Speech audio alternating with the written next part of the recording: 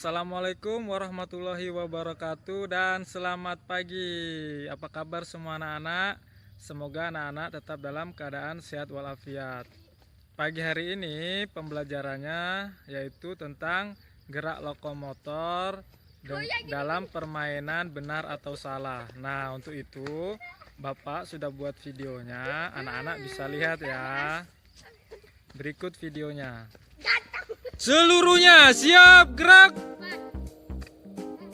Baik anak-anak, sekarang kita bermain gerak lokomotor dalam permainan apa? Benar atau salah. Dan kata gabungannya nanti kita coba ya. Nah, sekarang kata kuncinya benar. Fokus. Maju. Mundur. Kanan. Kiri. Maju. Nah, sekarang kata kuncinya salah. Dengar, kata kuncinya salah. Mundur.